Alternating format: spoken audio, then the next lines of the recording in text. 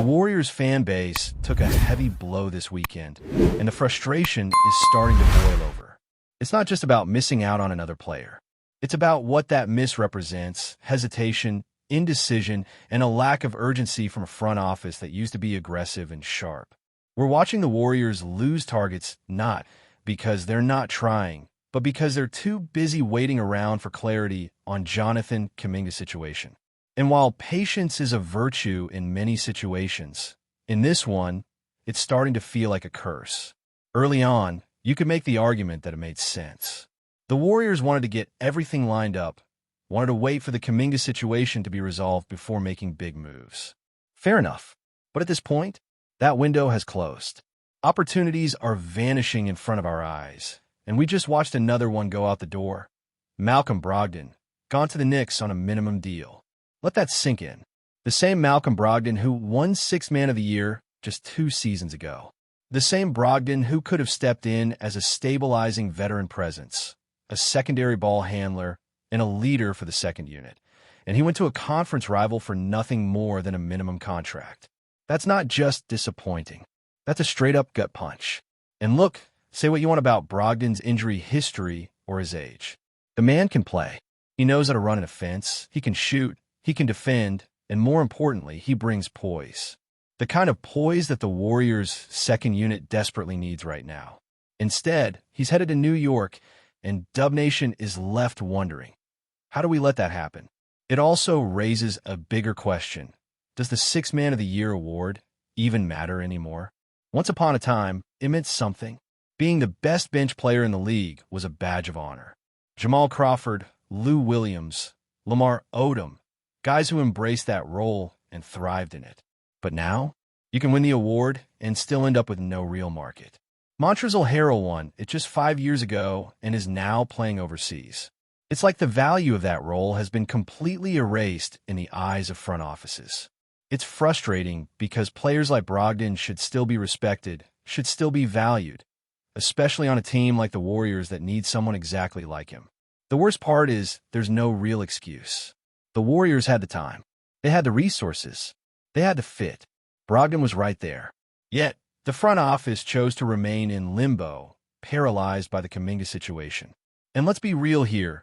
At this point, it's time to start acting like Kuminga is going to sign that qualifying offer. Everything is pointing that way.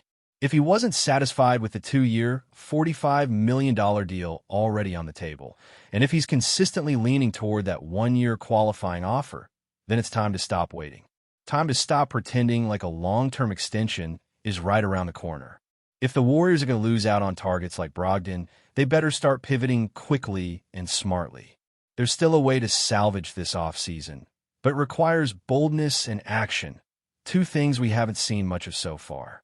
One idea that can make sense? Circle back to the Knicks. That roster is starting to feel bloated, especially with all the veterans they've added for a win-now push. They've got depth, sure, but they've also got some young talent buried on the bench, guys like Packham Dadiot and Tyler Kolek. 2 rookies with upside, both stuck behind a logjam of experienced players who aren't going to let them see the floor anytime soon. This is where the Warriors could make a sneaky smart move. They've got a $2.2 million trade exception from the Lindy Waters deal. Why not use it to grab one of those Knicks rookies? Dadiot, in particular, is interesting. He didn't play much last season, but he's 20 years old, athletic, long, and has the kind of frame that the Warriors could mold into something special. No, he's not ready now. He struggled from 3 and didn't look NBA ready in limited minutes. But throw him in Santa Cruz, give him time to develop, and maybe you have a future starter on your hands. It's low risk, high reward, exactly the kind of move that smart teams make when they're at roster crunch. And if it's not Dadiot, maybe Tyler Kolek makes more sense. The former Big East Player of the Year at Marquette, Kolek is a floor general in the truest sense. He's a playmaker, a ball mover, and he plays with a level of confidence that you can't teach. His upside might be a little higher than Dadiot's in terms of immediate impact, but the Warriors already have ball handlers. What they're really lacking is size and athleticism off the bench, and that's where a guy like Dadiot fits the mold a little better. The point is, the Knicks are feeling the squeeze. Between Brogdon, Landry Shamet, and the rest of their veteran signings, they're going to have to make cuts somewhere. The Warriors, with their trade exception and need for young upside, could be the perfect partner here. And let's face it, at this point, they have no choice but to get creative. The roster is in flux, the cap space is limited, and there are only so many pieces they can move without gutting the core. Speaking of pieces, let's talk about what the Warriors actually have to offer. Moses Moody, Brandon Podziemski, and Buddy Hield are probably the most realistic trade chips. But the front office seems hesitant to move them. Maybe they're banking on internal development, maybe they still believe in the current mix, or maybe they're just not getting offers they like. But here's the thing, those three can shoot the ball. Not lights out like Steph or Clay in their primes, but somewhere around 37% from deep. That's respectable. In fact, it's good enough to at least keep defenses honest. And in Golden State's system, that spacing matters. It's live by the three, die by the three, and they've done a whole lot of living by the three over the past decade. Still, there's a difference between spacing and length. And when you look at this current Warriors roster, it's lacking that long, switchable athlete who can come in off the bench and give you energy minutes on both ends. Dadium may not be that guy yet, but he could be. And the best part? He's on a dirt-cheap rookie deal that extends past the Warriors' current championship window. That's a win in every sense. But while we're talking trade exceptions and bargain hunting, there's another name that has to be mentioned. Kelly Oubre Jr., yes. The same Oubre who had a brief stint with the Warriors not too long ago. His time in Golden State was short and kind of rocky, but you can't deny the physical tools. He's an enforcer. He plays with energy.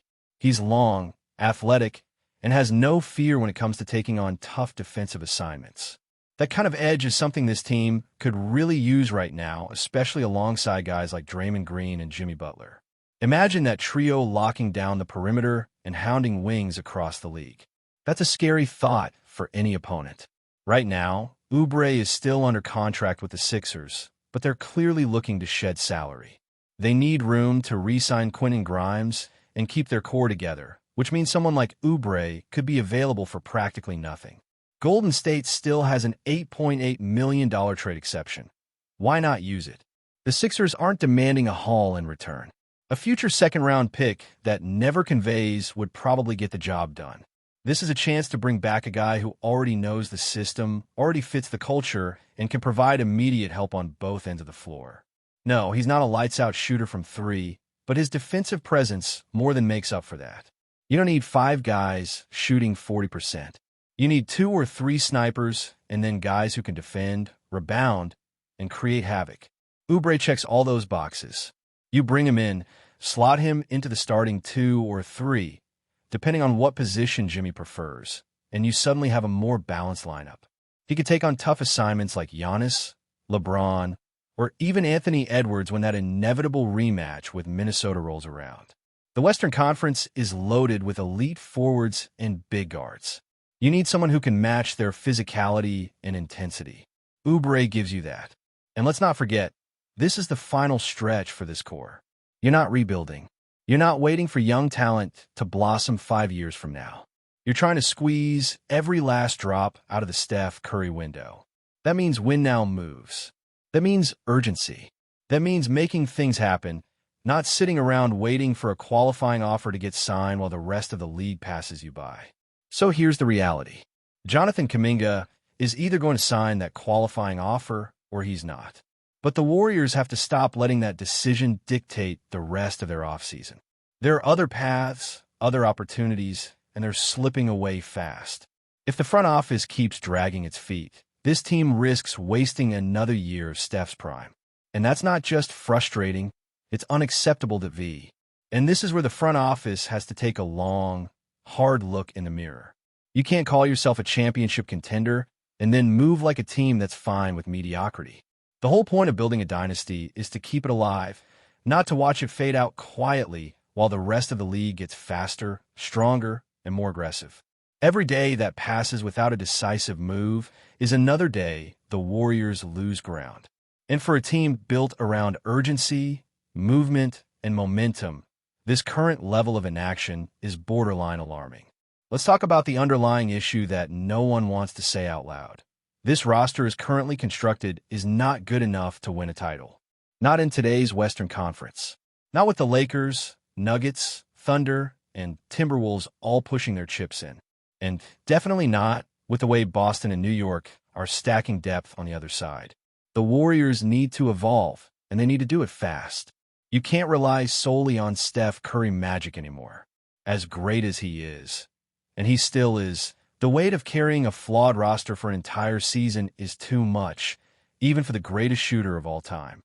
That's why the Malcolm Brogdon miss stings so badly. It's not just about what he could have done. It's about what he represents.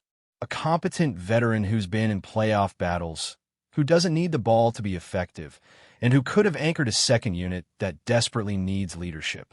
That kind of player doesn't just show up every summer, especially not for the minimum. The Warriors hesitated, and the Knicks didn't. And now Brogdon is gone. So the front office has a decision to make. You either start thinking like a contender, or you start preparing for the lottery. There's no middle ground. This is not the 2014 team that had the luxury of time. This isn't a developing squad looking to learn from losses. This is a team with future Hall of Famers on the clock, trying to squeeze out one more championship before the window slams shut. That requires decisiveness. That requires creativity. And most of all, that requires the willingness to move on from plans that clearly aren't working. Take the Jonathan Kuminga situation, for example. At this point, it's not about potential anymore. It's about clarity.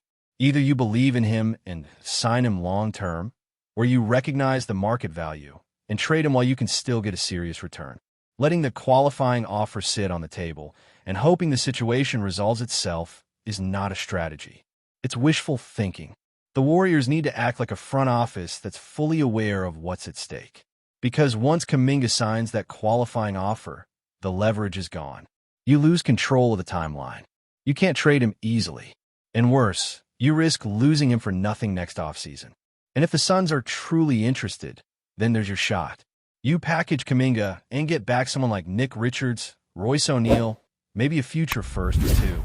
Now you've got depth, size, and versatility, all of which are desperately needed. And you haven't overpaid to get it. That's how you build around a superstar without mortgaging your future or sitting on dead cap space. Before we continue, make sure to leave a like and subscribe to the channel so you won't miss any exclusive Dubs updates. Let's keep going. In what could be the most electrifying move of the NBA offseason, whispers around the league are hinting at a blockbuster signing that has fans on both sides of the Atlantic buzzing. OG ANUNOBY, the UK-born forward known for his defensive prowess and sudden offensive bursts, is reportedly joining the Golden State Warriors, a team that already boasts one of the most dynamic backcourts in basketball history. Sources close to the situation, who have requested anonymity, suggest that the deal is all but done, and the Warriors could soon welcome ANUNOBY into their championship-contending fold. ANUNOBY, who has steadily built a reputation as a versatile swingman with a knack for clutch plays, seems like a perfect fit for a squad led by none other than Stephen Curry. Imagine the chemistry potential. Curry, with his unparalleled shooting and court vision, orchestrating plays that allow ANUNOBY to leverage his length and athleticism on both ends of the floor. Rumors suggest that the front office sees this as a move not just to reinforce the roster, but to create a matchup nightmare for every contender in the Western Conference. Fans in the UK are reportedly going wild at the thought of one of their own making waves in California, joining a team that has become synonymous with modern NBA dominance. Social media channels are flooded with speculation. Will ANUNOBY and Curry develop an instant connection on the court? Could this pairing push the Warriors into a new era of sustained excellence? And perhaps most tantalizing, could this move set off a chain reaction across the league, prompting other teams to make bold, unexpected maneuvers?